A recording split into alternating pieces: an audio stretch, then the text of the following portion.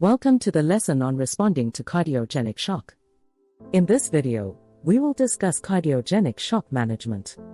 Since children in cardiogenic shock have a problem with cardiac contractility, the primary goal of therapy is to restore contractility.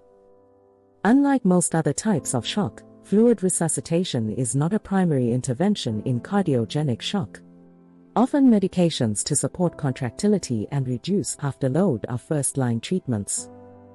In normotensive individuals, this means vasodilators and diuretics, which both decrease intravascular volume. Contractility is supported with inotropes. Milrinone is often used to decrease peripheral vascular resistance. When additional volume is needed, fluid can be administered slowly and cautiously. Administer 5 to 10 milliliters per kilogram over 10 to 20 minutes.